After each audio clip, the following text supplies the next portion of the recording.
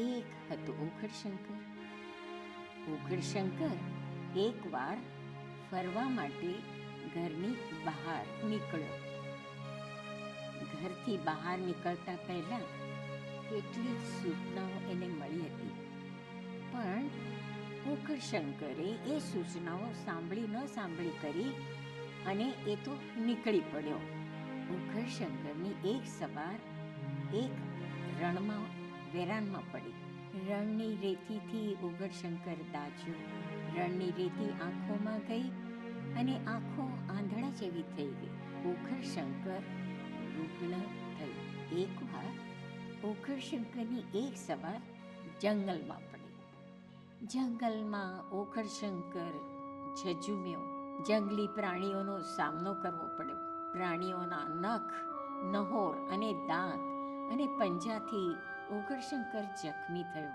ઉઘડશંકર રૂગ્ણ થયો. ઉઘડશંકરની એક સવાર એકવાર સમુદ્રના વક્ષસ્થળ પર પડી. સમુદ્રના મોટા મોટા મોજાઓ ઉઠતા હતા. એની સાથે ઉઘડશંકરે બાથ ભેળવી પડી. સમુદ્રની ખારાશથી ઉઘડશંકર ખારો થઈ ગયો. ઉપરથી તડકો, ટાઢ અને વરસાદ. વરસતા વરસાદમાં ઉઘડશંકરને ન્યુમોનિયા થઈ ગયો. ઉઘડશંકર રૂગ્ણ થયો. રૂગ્ણ ઉઘડશંકર રેતીના વેરાનમાં રહેનાર અન્ય ઉઘડશંકર પાસે ગયો. રેતીથી દાઝેલા અને રેતીથી અંધ બનેલા અનેક રૂગ્ણ લોકો સામે રૂગ્ણ ઉઘડશંકરે પોતાના જખમ ખોલી નાખ્યા. રૂગ્ણ ઉઘડશંકરને લાગ્યું કે આ રૂગ્ણાલય છે, પરંતુ કોઈએ એના વ્રણ જોયા જ નહીં. કોઈએ એના વ્રણ મટાડ્યા જ નહીં. રૂગ્ણ ઉઘડશંકર રૂગ્ણ હતો અને રૂગ્ણ જ રહ્યો.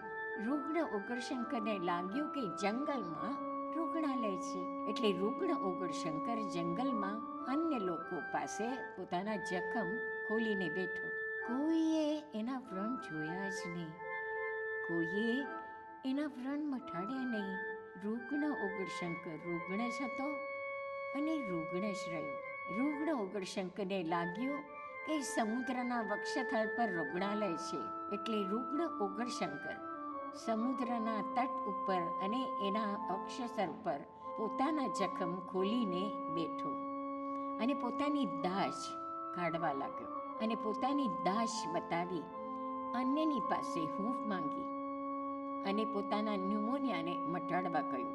પણ કોઈએ એના વ્રણ જોયા જ નહીં ને, કોઈએ એના વ્રણ મટાડ્યા નહીં ને, કોઈએ ઉઘડશંકરનું ન્યુમોનિયા મટાડ્યો નહીં. રૂગ્ણ ઉઘડશંકર રૂગ્ણ જ હતો અને રૂગ્ણ જ રહ્યો. એક હતો બોઘડશંકર.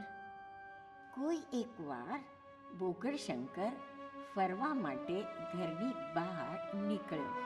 ઘરેથી નીકળતા પહેલા કેટલીક સૂચનાઓ એને મળી હતી અને વિકટ પરિસ્થિતિમાં કે મુશ્કેલીમાં પોતાની જાતને કેમ સાચવવી એની સ્પષ્ટ સૂચના એને મળી હતી.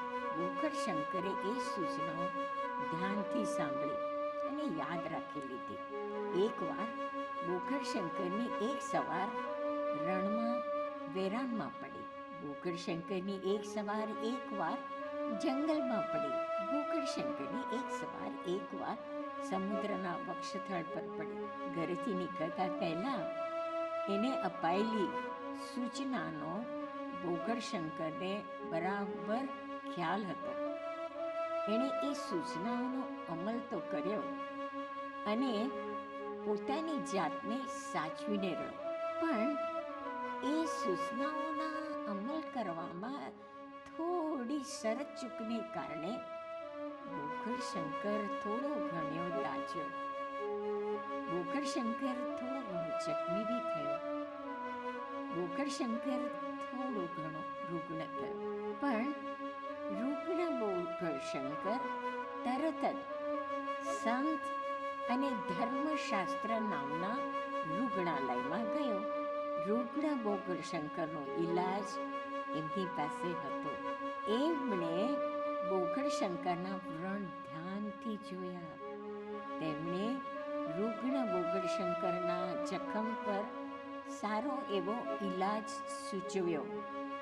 અને સંતોએ માત્ર ઉપાય જ ન સૂચવ્યો, પણ જાતે પોતે ઓસડિયા ઘૂંટી ઘૂંટીને બોગડશંકરના વ્રણ ઉપર એને દુખે નહીં એમ સંભાળીને દવાઓ ચોપડી આપી. રૂગ્ણ બોગડશંકરના વ્રણ જોવાઈ ગયા. રૂગ્ણ બોગડશંકરના વ્રણનો ઈલાજ થઈ ગયો. રૂગ્ણ બોગડશંકર રૂગ્ણ ન રહ્યો. સાંભળ્યું છે કે રૂગ્ણ ઓગરશંકરના ઘાવ હવે વકરી ગયા છે. રૂગ્ણ ઓગરશંકર કણસતો, પીડાતો, ચીસો પાડી રહ્યો છે. કહો ને કે લગભગ બેભાન થઈ ગયો છે. રૂગ્ણ ઓગરશંકરને જોઈને મને બહુ દુઃખ થયું. રૂગ્ણ ઓગરશંકરને જઈને કોણ કહે કે જેના વડે જખમી થયો છે એની જ પાસે ઈલાજ કરવા ન દોડી જવાય. તેઓ જાણીએ અજાણે અન્યને જખમી તો કરી શકે, અને કદાચ એમ કરતા કરતા પોતાની જાતને પણ જખમી કરી દે. પરંતુ તેમને જખમનો ઈલાજ કરતા ન આવડે. જખમનો ઈલાજ કરવા તો રૂગ્ણાલયમાં જવું પડે. બધા જ રૂગ્ણ હોય તો કોની સારવાર કરશે? અને બધા જ રૂગ્ણ હોય તો રૂગ્ણ ઓગરશંકરને રૂગ્ણાલયમાં કોણ લઈ જશે? એમ છતાં હું રૂગ્ણાલયમાંથી સાજી થઈને પાછી આવી છું.